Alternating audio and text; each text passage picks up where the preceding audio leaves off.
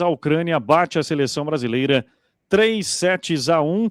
E eu quero começar perguntando para os amigos se o Darlan seria o destaque brasileiro em caso de vitória, né? E pelo que apresentou mesmo com esse revés.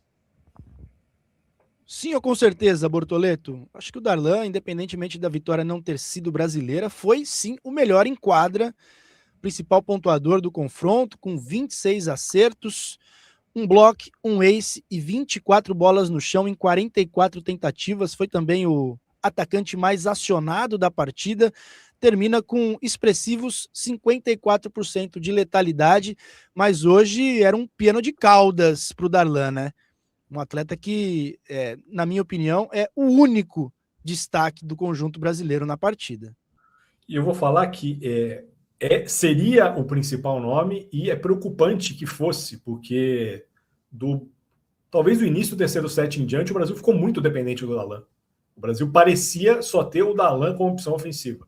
E um jogo como esse, não dá para você ter um jogo unidimensional, como o Gurginha gosta de dizer. E acho que por aí o Brasil foi perdendo as esperanças de vencer esse time da Ucrânia. O Adriano começou o jogo muito bem, né? A gente chegou a falar aqui que era o melhor jogo do Adriano. Ao fim ali do segundo set, com certeza era o melhor jogo do Adriano na partida. Mas eu acho que da metade do jogo em diante ele fez 2 pontos. Os centrais funcionaram em poucos momentos do jogo, né? Cheguei até a elogiar o Flávio ao fim do segundo set, que tinha feito ali, saltado de 2 para 7 pontos, mas depois disso também o Brasil perdeu eficiência com seus centrais. O Brasil bloqueou menos que a Ucrânia, o Brasil sacou menos que a Ucrânia, e o Brasil foi desorganizado em vários momentos, né, senhores? Tem muita gente no chat tocando aqui nesse aspecto. Em algumas reconstruções de contra-ataque, o Brasil pecou na organização. E a Ucrânia foi muito mais linear o jogo todo do que o Brasil. Infelizmente, a Ucrânia jogou melhor que o Brasil hoje. Verdade, né? E com a grande diferença do confronto do ano passado, no qual nós sobrevivemos a um 0-2, né? A presença do Plotnitsky, né? Que desequilibra, né?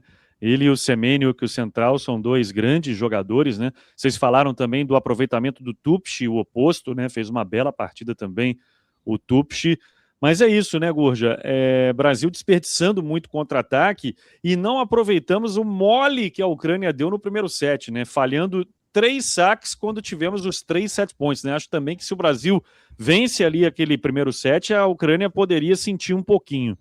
Aí é uma situação absolutamente alarmante, né, cara? O Brasil não teve a vantagem em instante algum no primeiro set, com exceção de conquistar o 24º antes dos ucranianos.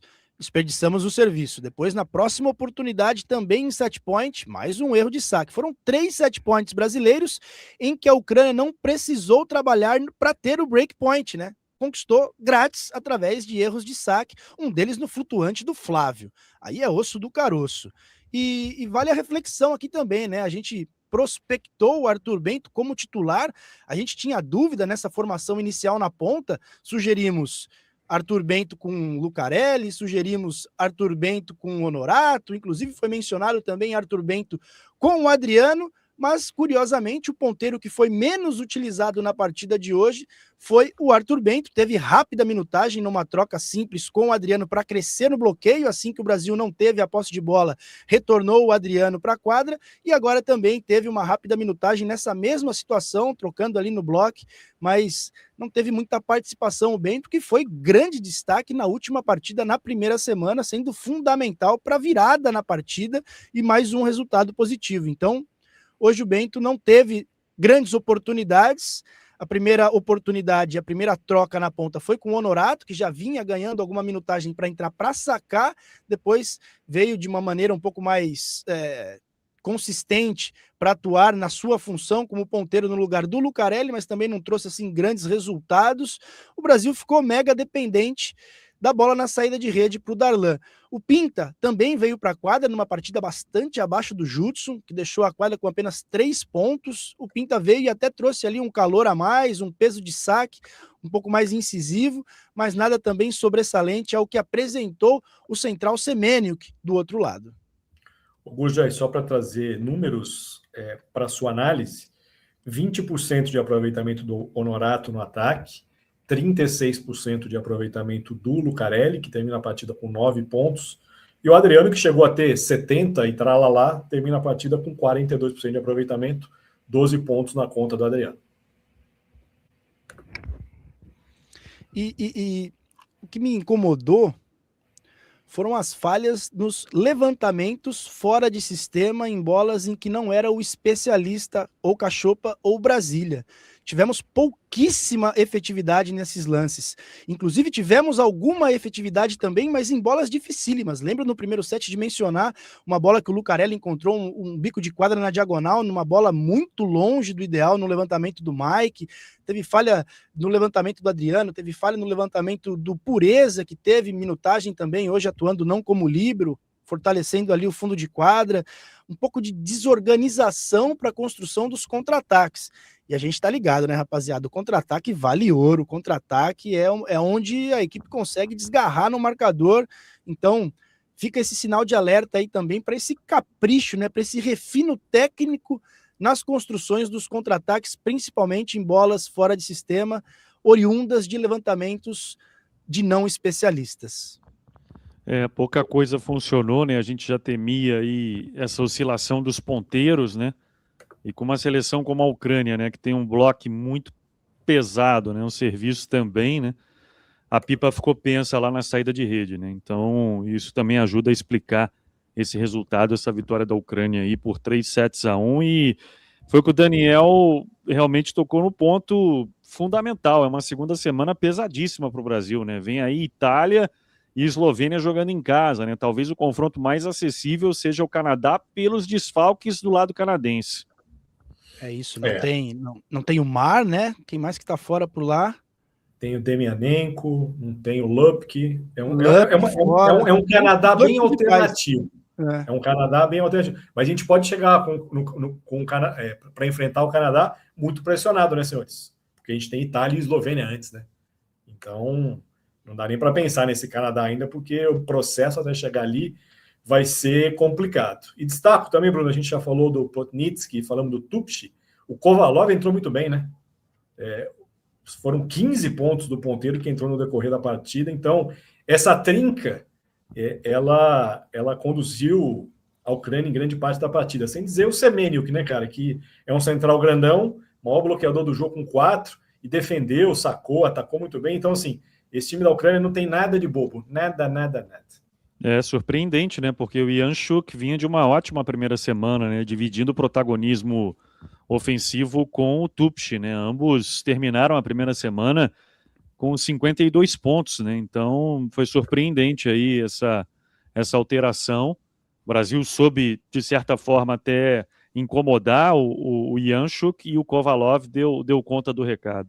Ele compôs a dupla na entrada de rede na primeira semana, né? Kovalov e Janczuk, inclusive Janczuk sendo o principal sacador da primeira semana, terminou ali em 4 jogos com 13 aces, com a volta do Plotnitsky, então foi preterido o Kovalov na formação inicial, mas estava atento ali também Raul Lozano para botá-lo em jogo e ele correspondeu.